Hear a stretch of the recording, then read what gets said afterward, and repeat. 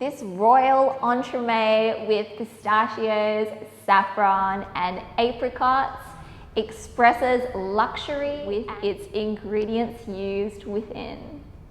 Did you know that archaeologists found evidence of pistachios dating back to 6,750 BC, and it's one of only 2 nuts that were mentioned in the Old Testament. Legend has it that the Queen of Sheba declared pistachios exclusive food to the royals, and even went to go as far as banning the commoners from even growing them in their own gardens. By the time pistachios started being imported into Europe, they were still quite expensive, and most common people couldn't afford them. The complementary flavors and textures in this dessert give us an element of exclusivity, luxury, and decadence.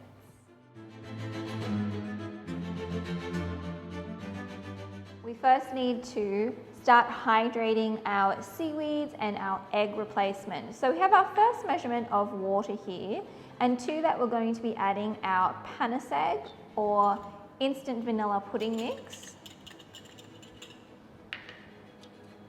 along with our agar-agar and our iota carrageenan. So all of these ingredients are replacing the gelatin and the egg. So just give that a mix.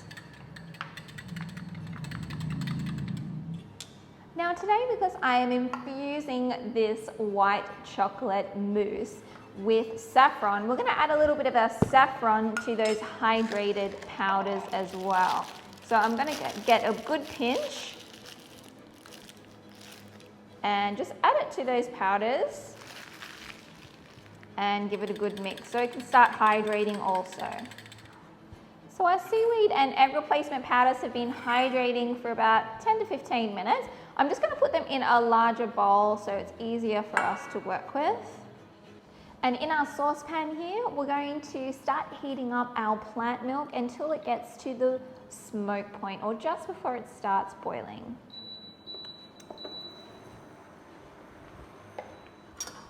So our plant milk has started steaming, so we're going to take this off the heat, and I'm going to add a small amount to our hydrated powders and give that a good mix.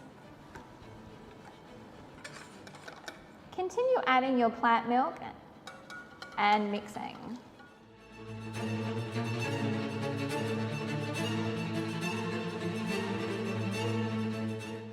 Now put everything back into your saucepan and bring it to a simmer.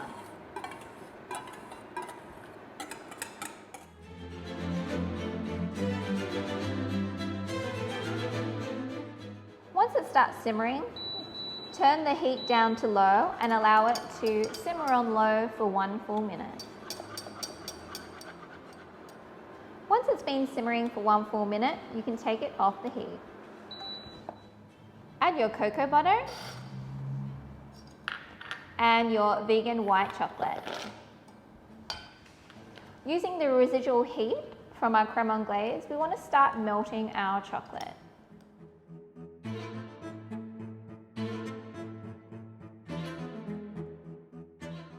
Once everything is almost melted, we can transfer it back to our heat-proof jug. Using an immersion blender, blend everything together until emulsified.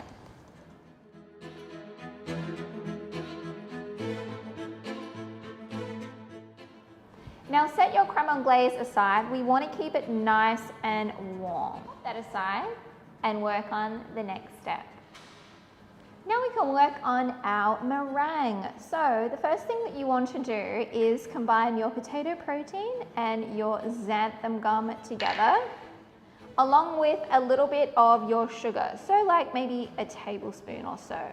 Just mix those together just to help disperse the powders, and add to your measurement B of water. Using your mixer, we're going to beat this on a low speed until it just starts to become foamy.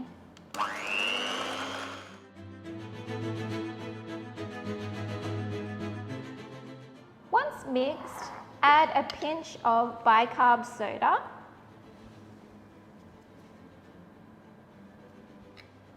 and 1/3 of your sugar. And beat until soft peak stage.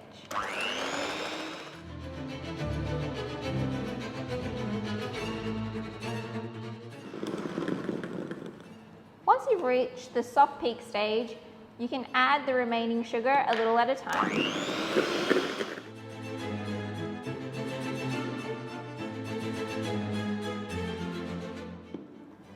Once your meringue is at nice stiff peaks, you can set that aside and whip up your vegan whipping cream. Whip your cream until the stiff peak stage.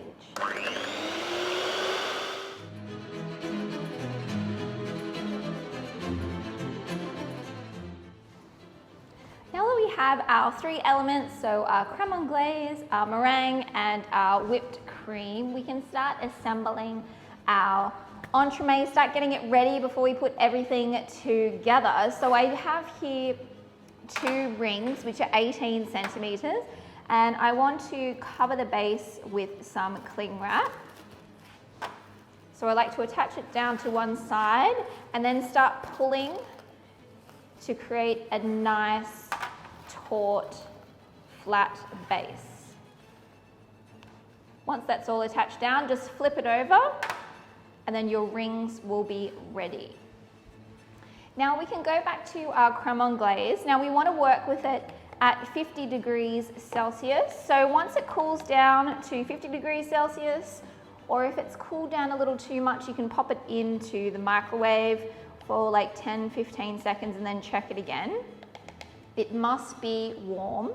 So we're going to re-blend this now so it's nice and smooth.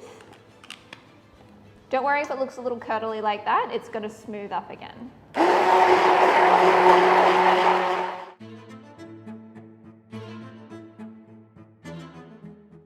you're going to transfer this into a large bowl, and I like to strain it just to ensure there's no lumps. Now you're going to take 1/4 of your whipped cream, and we're going to whisk this vigorously. Now we're going to add all of our meringue and fold this through.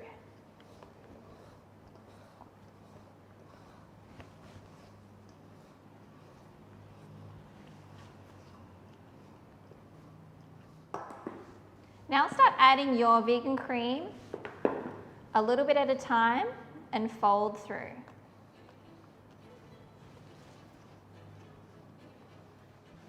Now we want to fill our molds 2/3 full.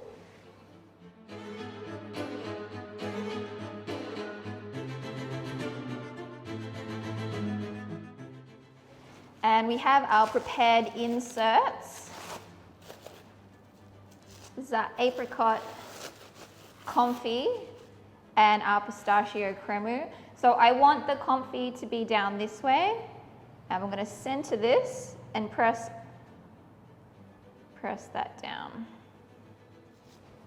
Press it down pretty much as far as you can go.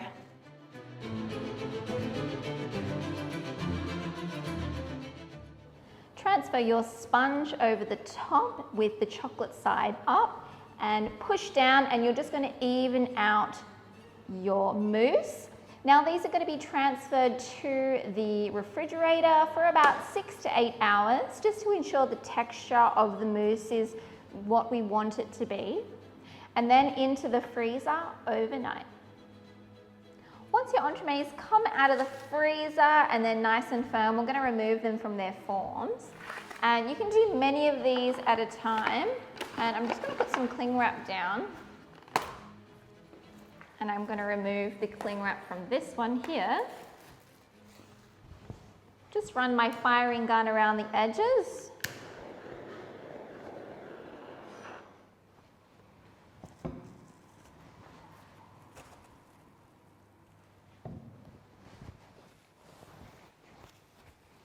And transfer back to the freezer until you're ready to glaze. So our condensed milk mirror glaze has cooled down to 40 degrees Celsius. Now we're going to re-blend it, and you can also adjust the color if you needed to as well.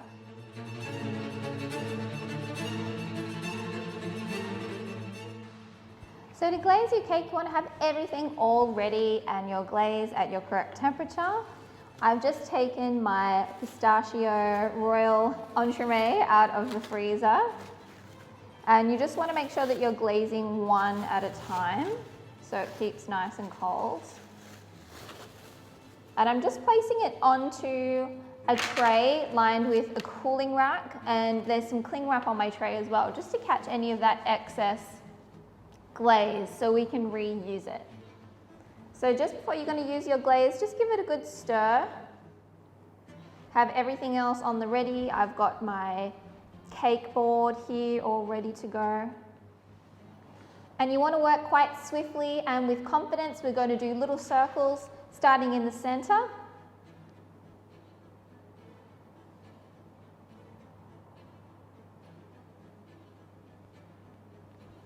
Give it a little tap, and then we're going to swipe.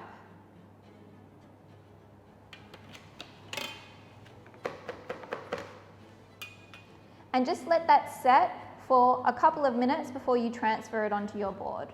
So it's been a couple of minutes and our glaze has started to set a little bit. So now we're going to transfer it over. So just get your offset spatula and give it a little bit of a swirl, just to kind of catch that excess.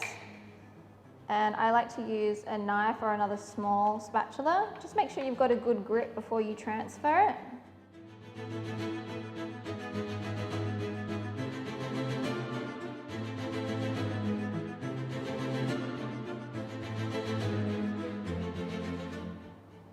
And we can transfer our glaze back into our jug and reheat it to our working temperature.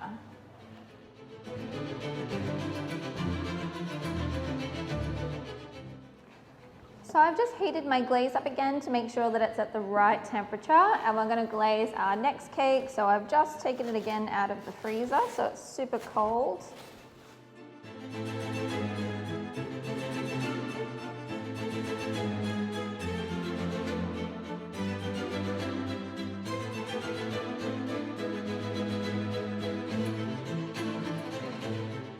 Both of our entremets have been glazed, we can start decorating them. So you may have noticed on the bottom of your entremet, it doesn't look the prettiest, and generally when we make these round style ones, we will decorate it with something that hides any imperfections. So I have here some chopped pistachios. These are actually candied ones, but you can use any kind of chopped nut or anything like that, and we're going to go around this edge here and put a little bit of our nuts.